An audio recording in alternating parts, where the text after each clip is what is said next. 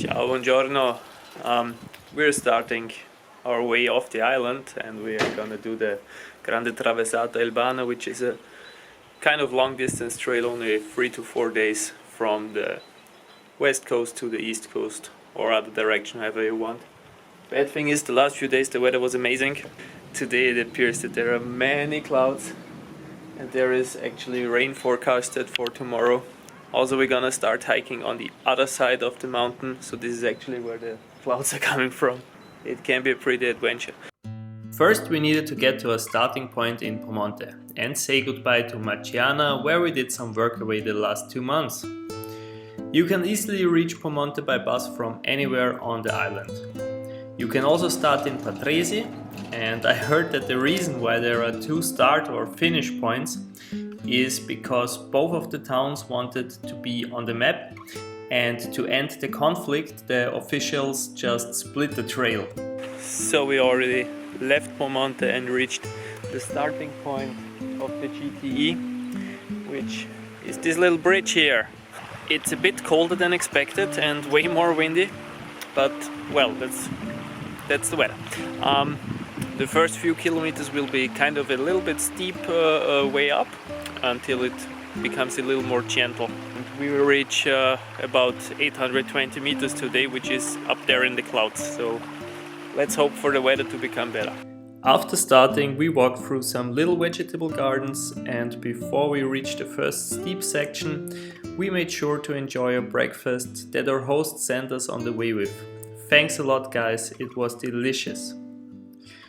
With enough power, we gained altitude pretty fast as we climbed the Macchia with its beautiful tree header in full bloom. In the last video I already talked about the Elban saffron. On the southern side of Monte Campane you can also find a lot of them at this time of the year. If you want to know why they are so special, check out the last Elba video.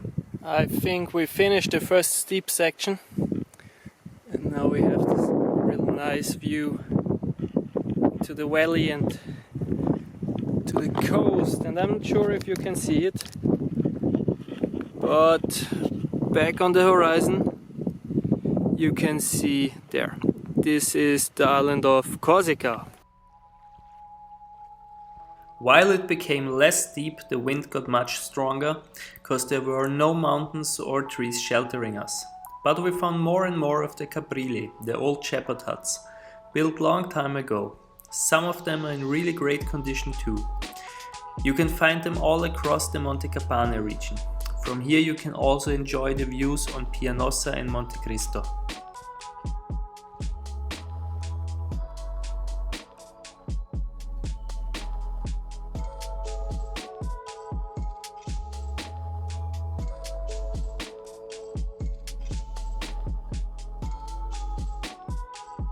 Some of the caprilli look very welcoming and offer you a shelter for the night, and in many of them there are traces of actual use not too long ago.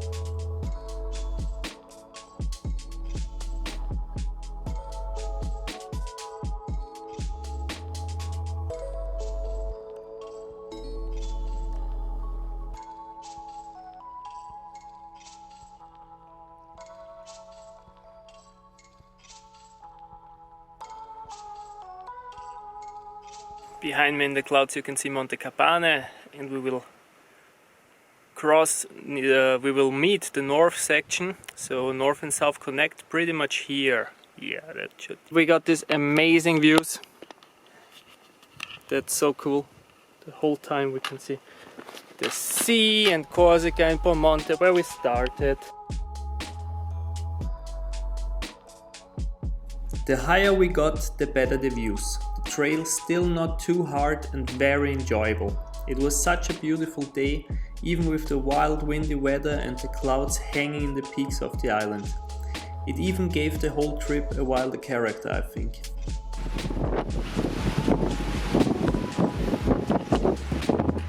We are now at the highest point of the GT, and as you maybe can hear it, it's quite windy up here.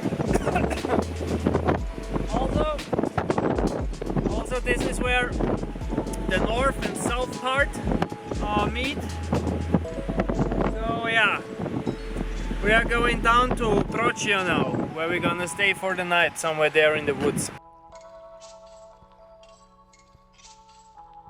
But before we could go down, we actually had to go up a bit further, and the trail gets surprisingly alpine. Now the GTE follows path number 100, which is the most challenging trail here on Elba, with some steel ropes to help you climb, but for experienced hikers it's not too hard.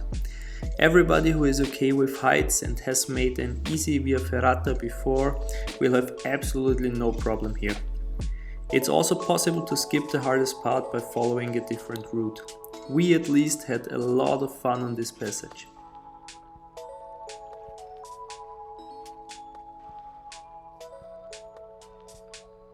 Pretty cool. From here we can see all the stuff that lies ahead of us until there in the back, somewhere there on the other side. On the eastern coast is Cavo, where we finish the GTE and where we will board the ferry back to the mainland, to Piombino. And this was a pretty tough part, a lot of fun. Amy, did you enjoy it? Yes.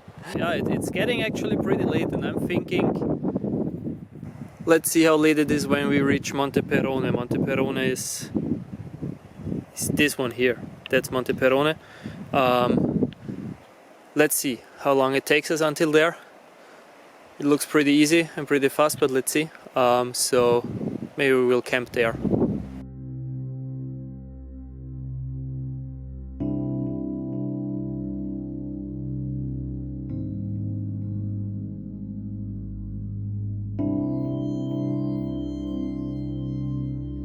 As we reached Monte Perone, it was slowly getting dark, so it was time for us to find a sheltered place and make ourselves some dinner.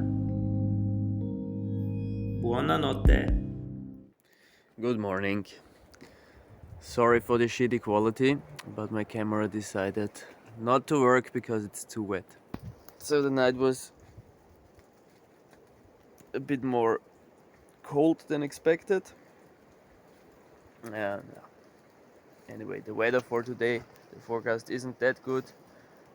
It will be like this the whole day. Maybe the rain will get even worse. Yeah, we will try to get to Porto Azzurro today, which will be quite tough because it's 23 kilometers with lots of up and down. And there is a forecast for thunder in the night, so maybe we will sleep at the accommodation, because I'm not the biggest fan of camping while a thunderstorm. Anyway, we will see. The start into the day was wet and slippery. Combine that with a steep descent and you will surely be awake even without coffee. Only 30 minutes from where we set up our tent, we found this little treasure. The Pimpinella farm, where Walter, who welcomed us very heartily, offers shelter for free and coffee or tea for hikers, and you can also refill your water here. I highly recommend staying or visiting when you pass by. From here it's not far anymore to Proccio, where we had a well-deserved beer and a toilet break. And wanted to refill our water, because for some reason we didn't do it at Walter's farm. Well, not the best idea, because the fountain in Proccio was closed. We got some water from a bar in the end and continued our walk. First you follow a road back to reach the GTE, and afterwards you start to climb up again.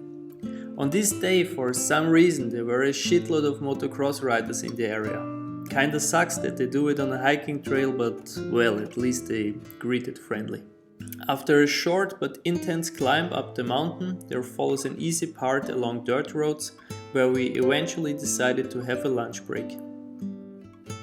And due to the ridiculous prices on Elba, we decided to change the route a little bit, cause in Porto Azzurro we didn't find anything for a reasonable price, so we went to Magazzini, where we spent the night, and it was a good decision as there was actual thunder and a lot of rain.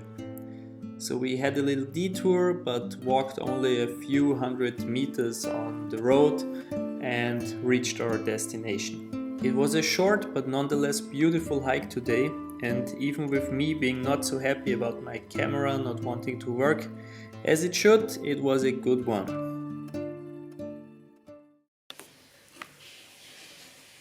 It works for now. Okay, good morning. It's early. We will head to Cabo now. And we have to be there at around 3 in the afternoon because at 3:20 or something like this we have to catch the last ferry to the mainland. Going back to the mainland for a night, and tomorrow we will catch a ferry from Livorno, which is just an hour north, to Sardinia. It works somehow. I'm so happy it works again. I already saw so many plants on day 2 that I wanted to show to you.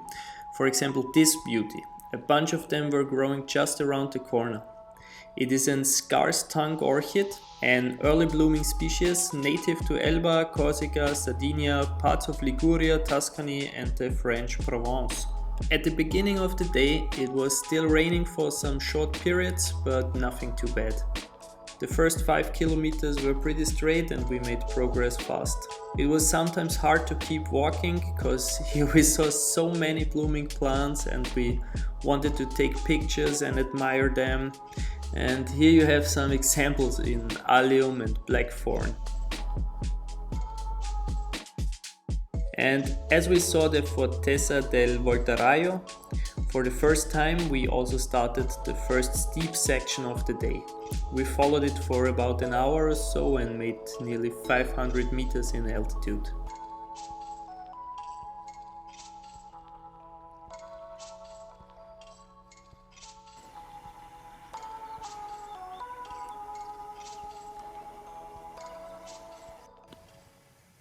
So now we are back on the GTE and we will go into this direction. On my right, maybe without all the fog, we could see Rio Elba. Anyway, over there we have the last look at Portoferraio and also on Castello del Volterraio. After connecting with the original GTE route again, we followed the ridge of the mountains, and while the clouds were preventing us from having spectacular views, they gave this trail a special mystical atmosphere. Anyway, we had to stop several times to enjoy the views while the clouds cleared. So here you have a pretty cool view. Back there in the clouds there is Monte Capane, where we actually started. And yesterday we slept somewhere here in this area. And we already made all the way to back there until here to Rio Elba. And this is where we're going, like the end of the island Cabo.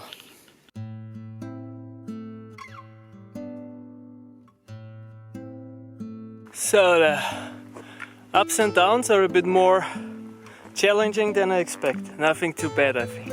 Now the sky cleared more and more and we saw Rio Elba and also Rio Marina, both towns we visited a few weeks back with our rental scooter.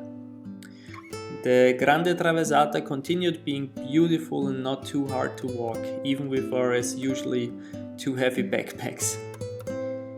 It was really hard to decide if we want to enjoy the great views or the small details of all the plants and the little creatures around us.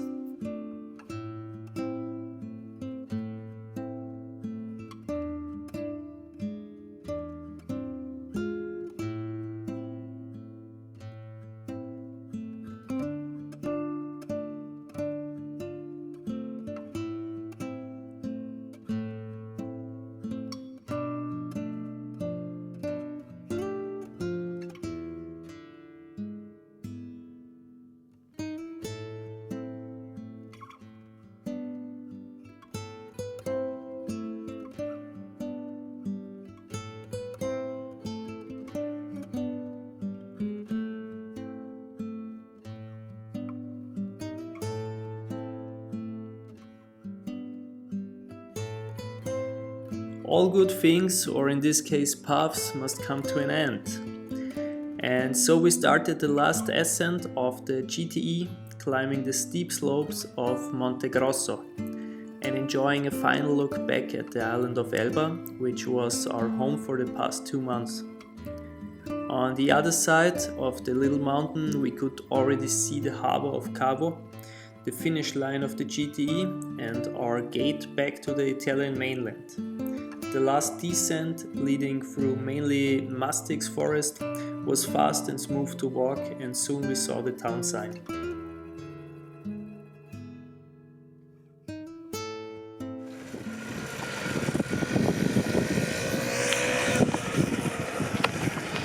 So we made it to the ferry terminal, and we are actually so early because we wanted to eat a pizza, but the pizza place is closed, and we're so early that we arrived for an earlier ferry which is just reaching Cabo.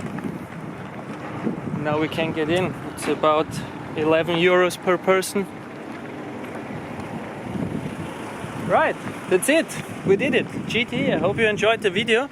A bit tired from the trail, but very happy to have had such a nice experience at the end of our Elba trip. We sat on the ferry and looked back one last time. The Grande Traversata Elbana is a varied, beautiful hiking trail in incredible nature. I would recommend it to anyone who loves hiking or long distance hiking.